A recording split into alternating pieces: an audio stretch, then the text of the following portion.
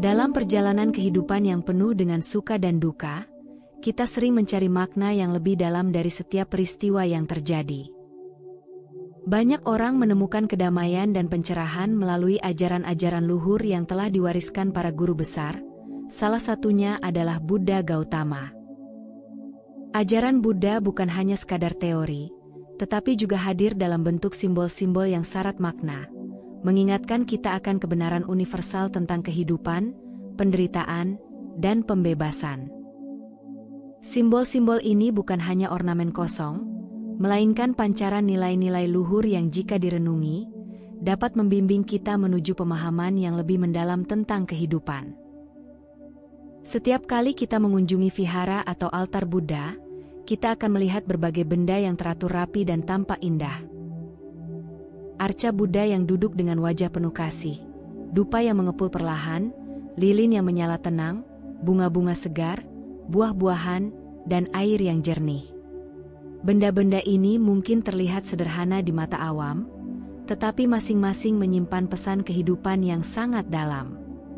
Simbol-simbol ini bagaikan jendela yang membuka pandangan kita pada kebijaksanaan yang tersembunyi dalam keseharian. Dalam era modern yang serba cepat ini, kita seringkali melupakan makna-makna sederhana yang justru menjadi dasar kehidupan yang damai. Kita terlalu sibuk mengejar kesuksesan, kehormatan, dan kesenangan duniawi, sehingga lupa berhenti sejenak untuk merenung. Simbol-simbol kehidupan dalam ajaran Buddha hadir sebagai pengingat agar kita kembali ke dalam diri, menyadari bahwa hidup bukan hanya tentang pencapaian materi, tetapi tentang perjalanan batin yang mendalam menuju pencerahan. Pada video ini, Rakit Tua akan mengajak kita untuk merenungi makna dari simbol-simbol dalam ajaran Buddha, bukan sekadar sebagai ritual kosong, tetapi sebagai pengingat yang hidup akan nilai-nilai luhur, cinta kasih, pengorbanan, kesabaran, dan kebijaksanaan. Mari kita membuka hati dan pikiran untuk memahami makna mendalam di balik simbol-simbol kehidupan ini. Pertama, Arca Buddha. Arca Buddha bukan hanya karya seni yang memikat, melainkan simbol hidup yang mencerminkan jalan menuju pencerahan. Dalam ajaran Buddha, pencerahan atau nibbana adalah tujuan tertinggi, sebuah keadaan bebas dari penderitaan, kebencian, dan kebodohan.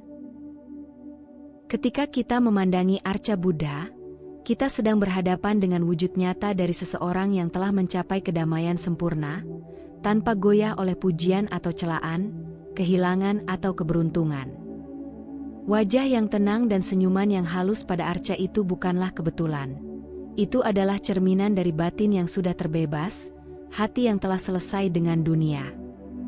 Postur duduk Buddha yang tegap dan stabil, biasanya dalam sikap meditasi, mengajarkan kita pentingnya menjaga batin agar tidak mudah tergoyahkan oleh gelombang emosi.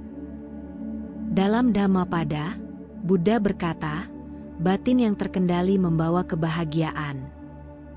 Arca Buddha seakan menyampaikan pesan ini tanpa suara. Latihlah batinmu sebagaimana seorang pemahat melatih ketekunannya membentuk batu hingga menjadi arca. Setiap kali kita duduk di hadapan arca, kita diajak untuk memusatkan perhatian, kembali pada napas, dan menumbuhkan kualitas batin yang jernih. Arca Buddha juga mengingatkan kita akan kualitas-kualitas luhur seperti cinta kasih, belas kasih, simpati, dan keseimbangan batin. Ketika kita melihat arca dengan penuh kesadaran, kita tidak hanya melihat wujud luar, tetapi juga merasakan getaran batin yang lembut namun kuat. Ia mengajak kita untuk bertanya, sudahkah aku memancarkan cinta kasih tanpa memilih-milih? Sudahkah aku melatih sabar dalam menghadapi luka batin? Arca itu adalah pengingat yang diam namun mendalam, agar kita terus menyempurnakan kualitas hati yang mulia. Dalam kehidupan sehari-hari yang penuh tantangan, arca Buddha menjadi tempat bernaung batin. Saat hati sedang resah, ketika amarah mulai membara, atau kesedihan menyesakkan dada, pandangan sederhana ke arah arca Buddha bisa menjadi jeda yang menyembuhkan. Bukan karena arca itu memiliki kekuatan gaib, tetapi karena ia menjadi simbol dari jalan hidup yang telah ditempuh oleh seseorang yang juga pernah merasakan penderitaan seperti kita, namun berhasil melampauinya. Dalam sunyi, arca Buddha mengajarkan, penderitaan bukan akhir, melainkan pintu menuju kebijaksanaan. Karena itu, jangan hanya memandangi arca Buddha sebagai benda suci yang dijaga dalam altar, tapi pandanglah ia sebagai cermin kehidupan. Saat kita berlutut di hadapannya, bukan Sang Buddha yang menuntut sembah sujud, melainkan diri kita sendiri yang sedang menundukkan ego, kesombongan, dan keakuan. Setiap kali kita bersujud, kita sebenarnya sedang mengingatkan diri bahwa kehidupan sejati bukan tentang menguasai, melainkan tentang memahami. Dan ketika kita sungguh-sungguh mengerti apa yang disimbolkan oleh arca Buddha, maka perlahan-lahan, wajah kita pun akan memancarkan kedamaian yang sama seperti senyum beliau.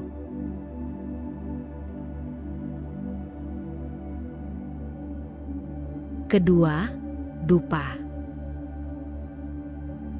Dupa adalah salah satu simbol paling khas dalam praktik Buddhis yang syarat makna mendalam. Ketika batang dupa dinyalakan, api membakar tubuhnya secara perlahan, lalu asapnya mulai mengepul naik ke udara, mengisi ruang dengan aroma harum yang menenangkan. Dalam simbolisme Buddhis, dupa melambangkan sila, kemoralan, yang menjadi dasar dari kehidupan spiritual. Seperti dupa yang terbakar untuk mengharumkan sekelilingnya, demikian pula praktik moral yang kita jalani dalam hidup akan memberi pengaruh positif bagi lingkungan sekitar, meski kita harus melewati ujian dan pengorbanan diri. Asap dupa yang naik ke atas melambangkan aspirasi luhur menuju alam yang lebih tinggi, menuju kebijaksanaan dan pembebasan batin. Ajaran Buddha mengajarkan bahwa semua makhluk memiliki potensi untuk bangkit dari penderitaan dan mencapai pencerahan.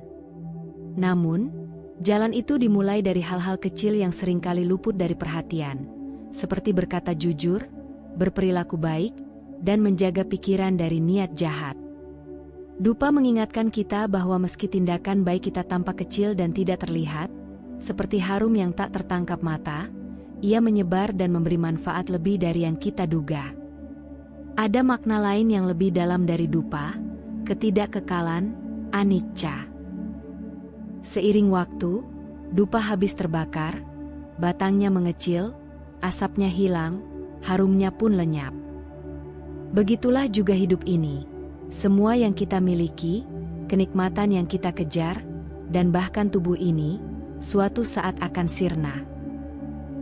Dalam Dhammapada, Sang Buddha berkata, segala sesuatu yang berkondisi adalah tidak kekal.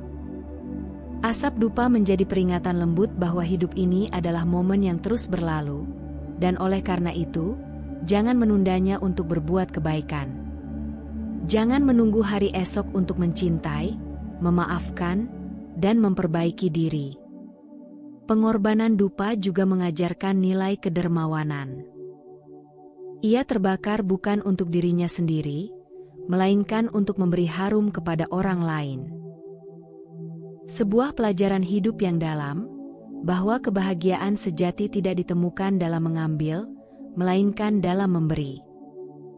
Kita diminta untuk menjadi seperti dupa, rela terbakar demi memberikan kebaikan, mengorbankan waktu, tenaga, atau kenyamanan pribadi agar orang lain merasakan manfaat dari kehadiran kita.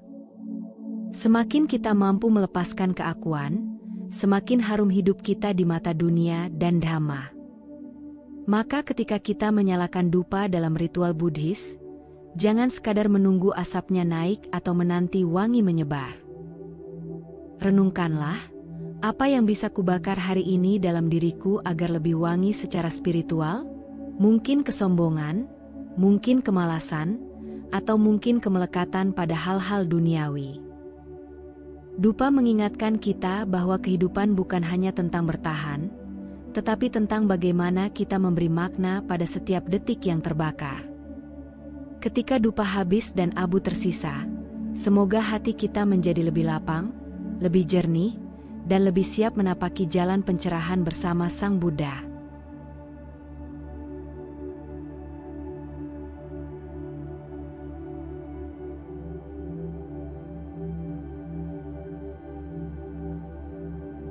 Ketiga, lilin atau pelita. Lilin atau pelita dalam ajaran Buddha bukan sekadar sumber cahaya fisik.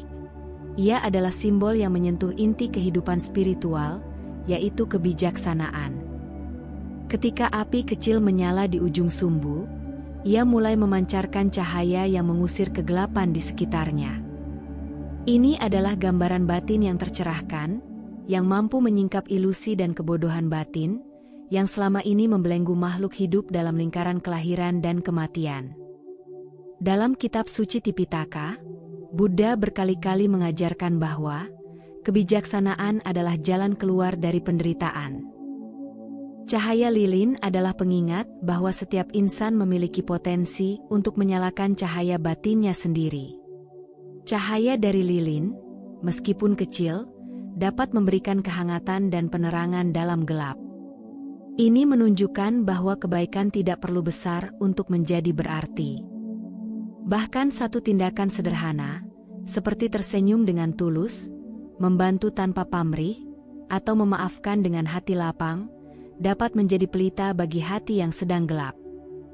Dalam kehidupan yang sering diliputi oleh kesalahpahaman, ego, dan keputusasaan, kita diingatkan untuk tidak meremehkan kebaikan sekecil apapun. Seperti dikatakan Sang Buddha, sedikit demi sedikit, tetesan air akan memenuhi tempayan. Maka sedikit demi sedikit pula, cahaya kebajikan akan mengusir kegelapan dalam hidup kita dan orang lain. Namun, lilin juga mengajarkan tentang pengorbanan. Untuk memberi cahaya, ia harus rela terbakar.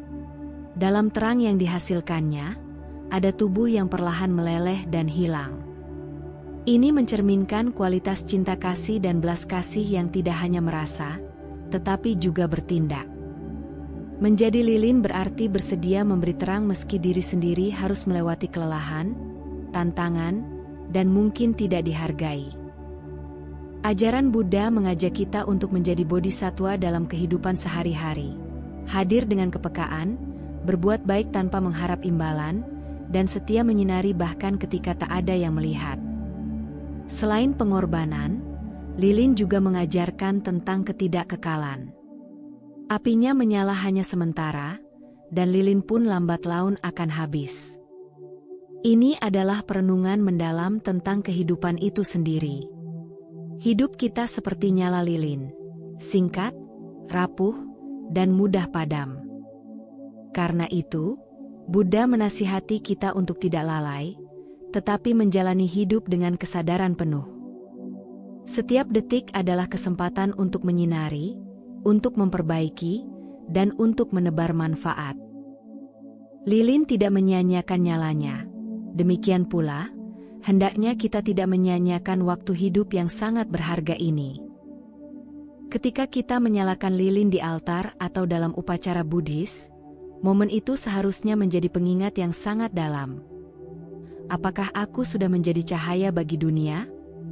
Apakah aku telah menyalakan api kebijaksanaan dalam diriku? Atau justru membiarkan kegelapan batin terus berkuasa? Jangan tunggu sampai lilin kehidupan padam baru kita menyesali cahaya yang tidak pernah kita berikan. Menjadi lilin berarti hidup dalam kesadaran, memberi dalam keikhlasan, dan menyala dalam ketulusan. Semoga cahaya kecil kita, seberapapun sederhana, tetap menyinari jalan dharma bagi diri sendiri dan makhluk lain.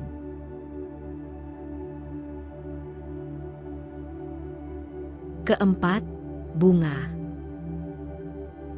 Bunga dalam ajaran Buddha bukan hanya hiasan atau pelengkap ritual, melainkan simbol kehidupan yang sangat dalam maknanya.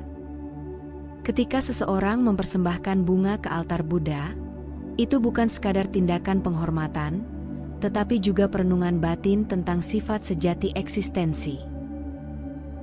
Dalam Dhammapada, Buddha bersabda, "Seperti bunga yang indah tetapi tidak berbau, demikian pula kata-kata indah tanpa perbuatan tidak memberi hasil."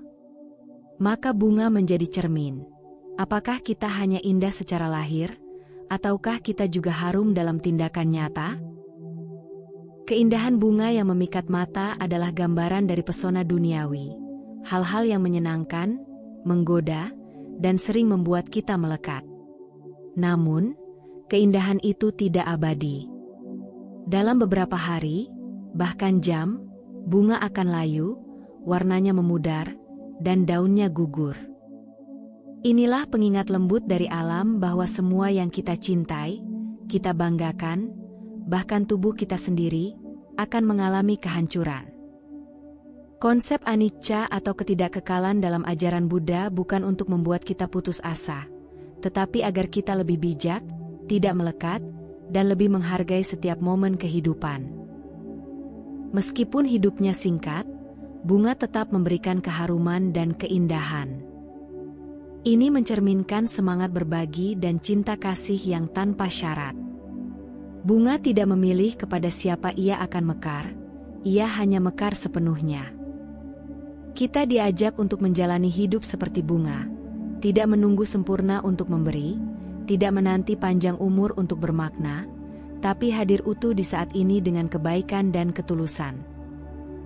Seperti bunga yang tidak takut layu, kita pun seharusnya tidak takut memberi manfaat meski waktu kita terbatas. Bunga juga sering menjadi simbol dalam meditasi dan pengembangan batin. Dalam beberapa praktik Buddhis, bunga teratai melambangkan pencerahan. Teratai tumbuh dari lumpur, namun muncul ke permukaan air sebagai bunga yang indah dan bersih. Ini menjadi pengingat bahwa dari penderitaan dan kesulitan hidup, kita pun bisa tumbuh menjadi pribadi yang luhur dan tercerahkan. Seperti bunga yang tidak membenci lumpur, kita pun bisa bersyukur pada tantangan hidup, karena darinya kita belajar menjadi lebih kuat dan lebih bijaksana. Maka saat kita mempersembahkan bunga di hadapan Buddha, lakukanlah dengan kesadaran mendalam. Bukan sekadar menghias altar, tetapi sebagai simbol persembahan diri. Hidup kita pun seperti itu, bukan tentang lamanya waktu, tapi tentang bagaimana kita memberi warna, harum, dan kebaikan selama kita masih mekar. Ketika waktu kita tiba untuk layu, semoga kita telah meninggalkan keindahan hati dan harum kebaikan bagi dunia, sebagaimana bunga yang diam-diam mengajarkan kita tentang hidup. Kelima, buah. Buah dalam ajaran Buddha melambangkan hukum karma, yaitu hukum sebab akibat yang tak pernah meleset. Setiap kali kita melihat atau mempersembahkan buah di altar Buddha, kita sebenarnya sedang diingatkan akan hasil dari benih tindakan yang telah kita tanam, baik di kehidupan ini maupun di masa lalu. Seperti pepatah Buddhis, apa yang kamu tanam, itulah yang akan kamu tuai. Buah yang manis tidak muncul tiba-tiba, melainkan melalui proses panjang, dari benih, tumbuh, disiram, disinari matahari, dirawat dari hama. Demikian pula karma baik memerlukan ketekunan, kesabaran, dan ketulusan untuk menghasilkan kebahagiaan sejati. Buah juga mengajarkan kita tentang ketidaksegeraan hasil. Dalam dunia yang serba cepat ini, kita sering ingin melihat balasan instan dari setiap kebaikan yang kita lakukan. Namun, ajaran Buddha mengingatkan bahwa buah karma tidak selalu berbuah dalam waktu dekat. Ada karma yang berbuah cepat, ada yang lambat, bahkan ada yang baru berbuah di kehidupan mendatang. Ketika kita mempersembahkan buah, itu adalah latihan batin untuk melepaskan harapan akan hasil instan dan belajar percaya pada hukum alam yang bekerja tanpa harus kita paksa. Ini menumbuhkan kualitas hati, kesabaran sebagai landasan penting dalam perjalanan spiritual. Buah yang manis berasal dari pohon yang dirawat dengan cinta dan perhatian, bukan yang ditinggalkan begitu saja. Hal ini mengajak kita untuk merawat pikiran, ucapan, dan perbuatan kita dengan penuh kesadaran. Dalam Anguttara Nikaya, Sang Buddha bersabda bahwa perbuatan baik akan mendatangkan kebahagiaan, seperti bayangan yang tak pernah meninggalkan tubuh. Maka buah menjadi simbol dari proses kehidupan yang kita bentuk setiap hari. Apakah kita menyiramnya dengan niat baik, memupuknya dengan belas kasih, dan melindunginya dari racun kebencian, kemarahan, dan keserakahan? Persembahan buah juga mencerminkan rasa syukur dan kesadaran penuh bahwa apa yang kita nikmati hari ini adalah hasil dari tindakan yang tidak selalu kita sadari. Bisa jadi, kebahagiaan yang kita alami hari ini adalah buah dari kebajikan yang pernah dilakukan oleh diri kita, atau bahkan oleh orang lain yang tertanam dalam kehidupan kita. Kesadaran ini melatih kerendahan hati, mendorong kita untuk tidak sombong atas keberhasilan, dan tidak iri atas kebahagiaan orang lain, karena masing-masing sedang memanen hasil dari kebun karma mereka sendiri. Dengan demikian, buah bukan sekadar benda manis yang diletakkan di altar, melainkan simbol kehidupan yang penuh makna. Ia mengajarkan bahwa segala sesuatu dalam hidup memerlukan proses, ketekunan, dan keyakinan. Saat kita menanam kebaikan hari ini, jangan khawatir kapan buahnya akan tiba. Teruslah menanam dengan hati bersih, karena buah akan datang di waktu yang tepat. Seperti pohon yang memberi buahnya untuk dinikmati, kita pun dapat menjadi pribadi yang bermanfaat bagi sesama, menebar kebajikan, dan menjadi sumber kebahagiaan bagi banyak makhluk.